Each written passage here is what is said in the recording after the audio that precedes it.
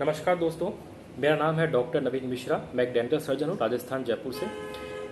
आप देख रहे हैं मेरा चैनल स्पीक योर माइंड। देखिए, मुझे वीडियोस की एडिटिंग करना नहीं आता है, ना ही मेरे पास इतना समय है, लेकिन एक प्रॉमिस मैं आपसे ज़रूर करूँगा कि मेरे वीडियोस का कंटेंट हमेशा मैं अच्छे देने की कोशिश करता रहूँगा। ओके, इस वीडियो में आज मैं बात करूँगा हार्ट अटैक पर, कार्डियक अरेस्ट पर। पिछले कुछ सालों में आपने देखा होगा कि कई सेलिब्रिटीज़ को हार्ट अटैक आया, कार्डियक अरेस्ट आया। कुछ तो बच गए और कुछ नहीं बच पाए। जैसे सौरव गांगुली 48 साल की एज में उन्हें अटैक आता है, 3 ब्लॉकेज होते हैं, 3 स्टंट डलते हैं, लेकिन बच जाते हैं। सिद्धार्थ शुक्ला मशहूर टीवी एक्टर, जिन्हें सडन साइलेंट हार्ट अटैक आता है, बच नहीं पाते हैं। मशहूर कोरियोग्राफर रेमो डिसूजा को हार्ट अटैक आता है, लेकिन बच जाते हैं। लेकिन कल ही बॉलीवुड के मशहूर सिंगर के का 53 साल की एज में निधन हो गया, जिनको हार्ट अटैक आया और वो बच नहीं पाए। तो मानो ये जो मौत है पिछले दिनों फाइनल डेस्टिनेशन मूवी जैसा गेम खेल रही है, सबको चुन चुन के मार रही है। और ये हार्ट अटैक इन दिनों यंग सेलिब्रिटीज़ में बहुत प्रिवलेंट, बहुत देखे जा रहे हैं। यंग से मेरा मतलब है 35 से ऊपर या 35 से 50 साल की एज के बीच में लोगों में काफ़ी देखे जा रहे हैं। ऐसा क्यों होता है, क्यों हो रहा है दोस्तों? हार्ट अटैक बेसिकली एक नॉन कम्युनिकेबल डिजीज़ है, जिसका संबंध हमारी लाइफ स्टाइल से होता है डायरेक्टली। इनडायरेक्टली अगर आपको मान लीजिए हार्ट के अलावा और भी कोई इश्यूज़ हैं, चाहे वो किडनी की प्रॉब्लम है या आपको आप एंटी डिप्रेसेंट दवा खा रहे हैं या कोई भी बॉडी में सेकेंड इश्यूज़ है, तो उसका सेकेंडरी मैनिफेस्टेशन भी हार्ट अटैक हो सकता है।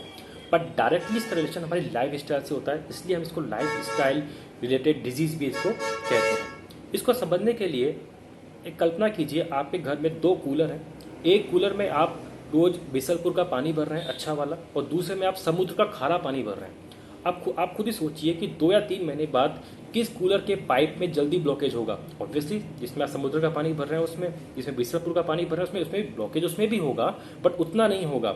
ठीक है, ठीक इसी तरह जो लोग अपनी लाइफ को डिसिप्लिन तरीके से जीते हैं, अनुशासित रहते हैं, एक हेल्थी लाइफस्टाइल मेंटेन करते हैं, उनके धमनियों में, आर्टरीज में ये ब्लॉकेज, ये जो प्लाक है जिसे हम कहते हैं एथेरोस्क्लेरोसिस, ये प्रोसेस बहुत स्लो होता है और लेटर स्टेज में 70s 80s में जाके पता चलता है कि हाँ मुझे ब्लॉकेज है, और तब भी वो इतना लाइफ थ्रेटनिंग नहीं होता है।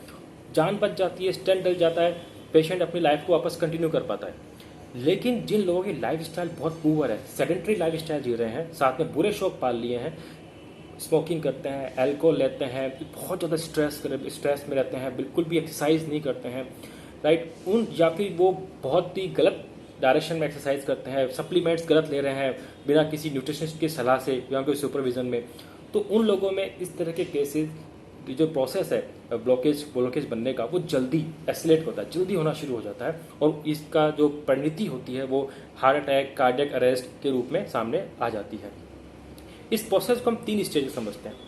सबसे पहले होता है एंजाइनल पेन, दूसरा होता है हार्ट अटैक, जिसको हमारी मेडिकल भाषा में हम कहते हैं मायोकार्डियल इंफ्रैक्शन, और तीसरा होता है कार्डियक अरेस्ट। क्या होता है, जब आपकी धमनियों का जो साइज है वो प्लाक जमने से छोटा हो जाता है, कम हो जाता है, तो ब्लड का फ्लो बहुत धीरे धीरे होता है। कल्पना कीजिए उस कूलर के पाइप में प्लाक जमा हुआ है और पानी इफेक्टिवली फ्लो नहीं कर पा रहा है। सेम कॉन्सेप्ट यहाँ लागू होता है, जिसकी वजह से आपकी बॉडी के जो हार्ट है, अदर टिश्यूज़ हैं, उनको ऑक्सीजन प्रॉपर नहीं मिल पाता है। तो सबसे पहले आपको एंजाइनल पेन आता है। ये जो एंजाइनल पेन है वो आपके यहाँ पे रेडिएट करेगा। सबसे पहले ये टेम्परेरी होता है, आता है जाता है, आता जाता चला जाता है। कुछ पेशेंट के यहाँ पे ये शोल्डर्स में भी आता है, उनको कंधे में हमेशा दर्द रहने की शिकायत रहती है, और फिर ये जो पेन है रेडिएट होकर आपके लेफ्ट साइड की जॉ बोन्स में आना शुरू हो जाता है। आप डेंटिस्ट के पास जाते हैं, डेंटिस्ट आपका चेकअप करता है, वो कहता है कि आपको तो कोई डेंटल इशू नहीं है। देखिए, अगर डेंटिस्ट नॉलेजेबल है तो वो आपको रेफर कर देगा कार्डियोलॉजिस्ट के पास। वो बोल देगा कि आप प्लीज़ आइए, अपना हार्ट चेकअप कराइए, शायद आपको हार्ट इश्यूज़ हो सकते हैं। ठीक है, आपकी किस्मत अच्छी है, अगर आपके डेंटल डॉक्टर अच्छा है तो उसने आपको सही समय पर गाइड कर दिया। हाल ही में आपने देखा होगा कि कोरोना के बाद ब्लैक फंगस, म्यूकोरमाइकोसिस के केसेस काफ़ी बढ़ रहे थे। पेशेंट्स को अर्ली स्टेज में जॉ बोन में ही पेन आ रहा था, और वो सोच ही नहीं पा रहा था कि मुझे ब्लैक फंगस जैसी खतरनाक बीमारी है। ये वो पेशेंट थे जिन्हें डायबिटीज़ जैसी सिस्टमिक डिजीज़ थी, या वो कोविड के दौरान स्टीरॉइड्स पर रखे गए थे। तो ऐसे पेशेंट्स में क्या होता है, उनकी इम्यूनिटी लेवल बहुत लो होता है, ठीक है, जिसकी वजह से उनको फंगस जैसे इन्फेक्शन होने के चांसेस जल्दी हो जाते हैं। तो जब तक ये डिजीज़ इतनी प्रिवेलेंट नहीं थी, नोटिफाइड नहीं थी, इसके बारे में इतना अवेयरनेस नहीं थी, तो अर्ली स्टेज पे इसका डायग्नोज भी नहीं हो पा रहा था और इसकी मोर्टेलिटी रेट हाई थी। डेंटल डॉक्टर्स ने इस बीमारी को अर्ली स्टेज पे डायग्नोज करने में काफ़ी महत्वपूर्ण भूमिका निभाई। ठीक इसी तरह हार्ट अटैक जैसी बीमारियों को भी अर्ली स्टेज पर डायग्नोज करने में डेंटिस्ट अच्छी भूमिका निभाते हैं। साथ ही ओरल कैंसर्स को भी अर्ली स्टेज पर डायग्नोज करने में अच्छी भूमिका निभाते हैं। गाइस, कैंसर भी एक लाइलाज बीमारी नहीं है, ऐसा नहीं है कि इसका इलाज नहीं है, बस इसका प्रॉब्लम यह है कि अर्ली स्टेज पर डायग्नोज ही नहीं होता है, और जब तक डायग्नोज होता है पेशेंट 3rd या 4th स्टेज पे आ चुका होता है और करने को ज़्यादा रह नहीं पाता है। बहुत कम लोग इसलिए बच पाते हैं। इसलिए कैंसर कोई लाइलाज बीमारी नहीं है, इशू ये है कि ये सही स्टेज पे सही अर्ली इसका डायग्नोस नहीं हो पाता है, और डेंटल डॉक्टर्स भारत के रूरल एरियाज में ओरल कैंसर्स को सही स्टेज पे डायग्नोस करने में बहुत महत्वपूर्ण भूमिका निभा सकते हैं। हार्ट डिजीज को भी निभा सकते हैं, और कोविड में भी इसको अच्छा निभाया था उन्होंने ब्लैक फंगस के रिगार्डिंग। ओके, सो अब देखिए, आप मान लीजिए अब आपको एंजनल पेन जो है वो लगातार आपके इस एरिया में बना हुआ है, 20-25 मिनट चले गए, बहुत देर से दर्द हो रहा है आपको, तो अब समझ जाइए कि ये एंजनल पेन नहीं है, अब भी हार्ट अटैक आने वाला है। This is called myocardial infarction, क्योंकि अब क्या होगा कि ब्लड सप्लाई हार्ट की मसल्स में कम, ऑक्सीजन नहीं पहुंचेगा हार्ट की मसल्स में, तो हार्ट की जो मसल्स हैं उनकी सारी एटीपीज खत्म हो जाएंगी जो उनको ऊर्जा देती हैं, और मसल्स में नेक्रोसिस होना शुरू हो जाता है, मसल्स जो है वो मरना शुरू हो जाती हैं, और जिसकी वजह से एक पेन आता है, जोर का पेन आता है, that is called heart attack, myocardial infection. इसे हरी अप डिजीज भी कहते हैं।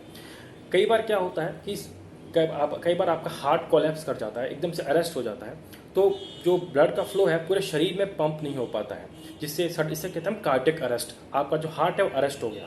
और सबसे पहले जो हमारा ऑर्गन प्रभावित होता है वो है ब्रेन।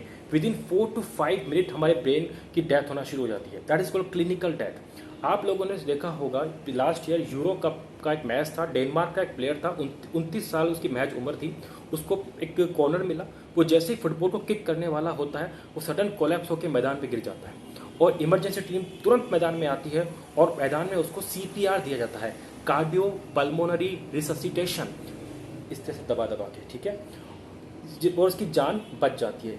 ऐसे इमरजेंसी में आप CPR देख करके और माउथ टू माउथ ब्रीथिंग देख करके उस पेशेंट की तुरंत जान बचा सकते हैं, और बहुत ही जल्दी करना पड़ता है ये, विदिन 4 to 5 मिनट्स।